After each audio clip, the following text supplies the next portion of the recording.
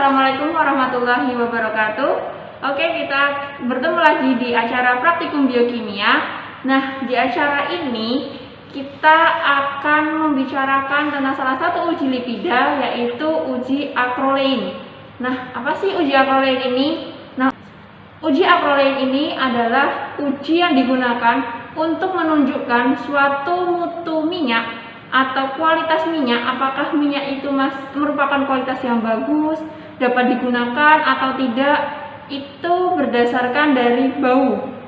Nah, pada pengujian ini sudah tersedia alat dan bahan di depan saya. Yang pertama yaitu alat yang kita butuhkan pada pengujian ini yaitu tabung reaksi, kemudian ada Bunsen, kemudian ada penjepit, kemudian ada pipet pump, kemudian ada pipet volume, kemudian ada pipet tetes. Nah, sedangkan bahan yang akan kita gunakan untuk sampel pada uji acrolein ini ada 6 jenis sampel yang akan kita uji apakah minyak atau lemak yang kita jadikan bahan uji ini merupakan minyak atau lemak yang bagus untuk kita gunakan. Yang pertama yaitu ada sampel minyak sawit, kemudian ada minyak jagung, kemudian minyak kedelai, ada minyak bekas, ada gliserol, dan ada santan. Nah, untuk mengetahui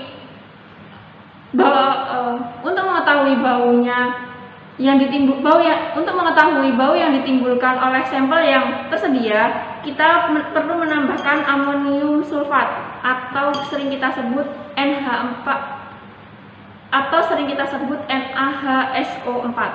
Nah, langkah pengerjaan pada pengujian acrolein ini ada beberapa langkah. Yang langkah pertama yaitu kita memasukkan sampel masing-masing 2 hingga 5 tetes menggunakan pipet tetes ke dalam masing-masing tabung.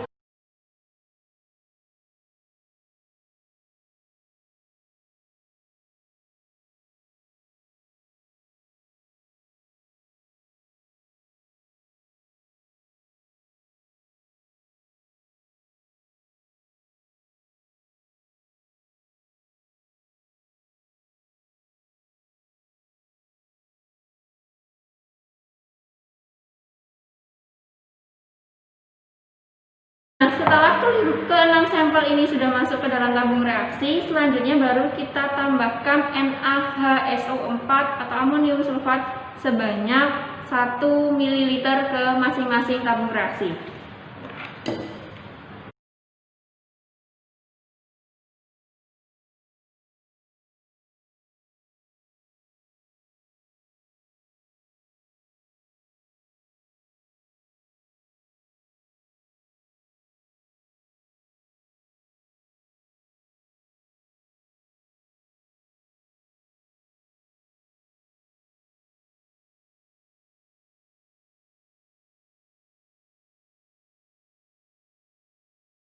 Nah, setelah ke-6 sampel kita tambahkan amonium sulfat atau NaHSO4, selanjutnya kita homogenkan, kita gojok pelan-pelan aja. Kemudian kita nyalakan Bunsen untuk proses pemanasan sampel yang telah kita masukkan ke dalam tabung reaksi. Nah, tujuan dari pemanasan ini untuk memunculkan bau yang timbul pada masing-masing sampel. Apakah termasuk sampel yang baik untuk digunakan sebagai minyak atau tidak?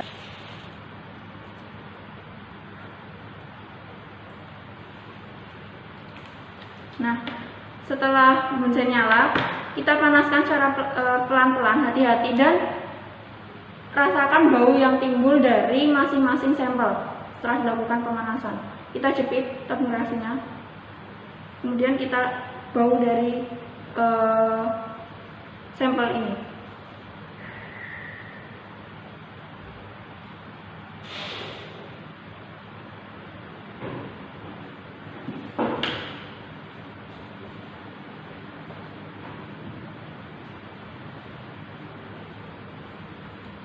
kurang lebih selama 1 menit aja, bentar aja.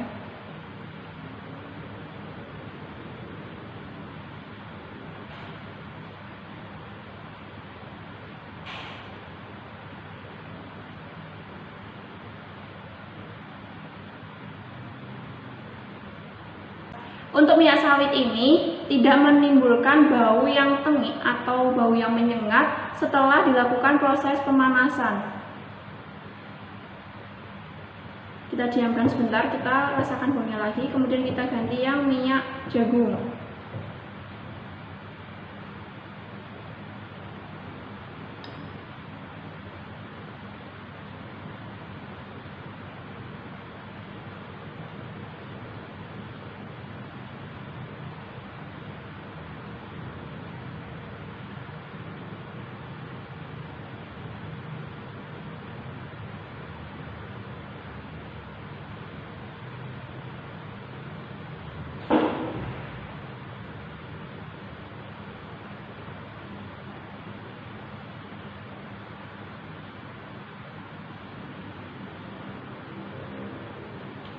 Kemudian di minyak jagung ini juga sama seperti halnya pada minyak sawit, bahwa tidak ada bau yang menyengat ketika setelah dilakukan pemanasan. Kemudian kita coba di minyak kedelai.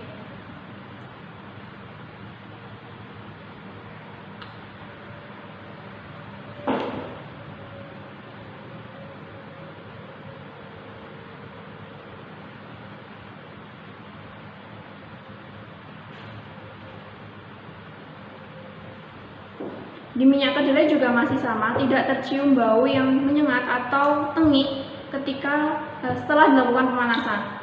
Kemudian kita coba di minyak bekas.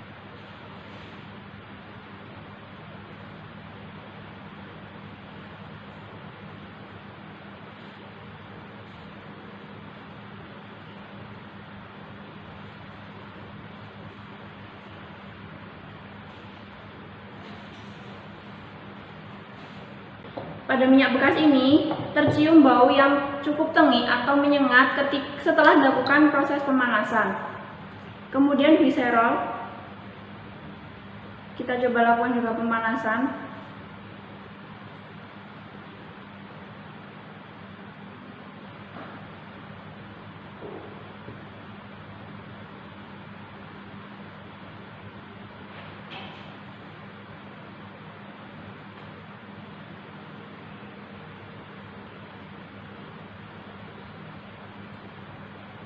Nah, pada gliserol ini juga tidak menimbulkan bau yang tengik atau menyengat ketika setelah dilakukan pemanasan. Dan yang terakhir yaitu santan.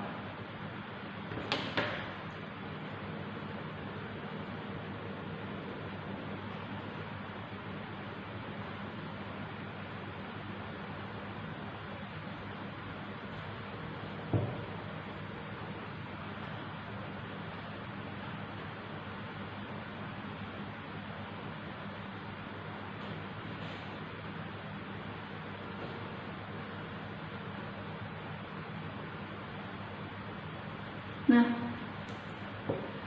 pada santan juga tidak terjadi perubahan bau atau muncul bau yang baru yang menyengat atau bau tengik kalau pada minyak ini.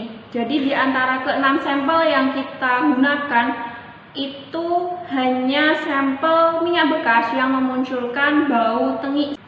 Nah, hal ini menandakan bahwa di antara ke-6 sampel tersebut yang paling jelek mutunya atau kualitasnya paling jelek yaitu minyak bekas. Cukup sekian dari saya. Apabila ada pertanyaan silahkan. Terima kasih. Wassalamualaikum warahmatullahi wabarakatuh.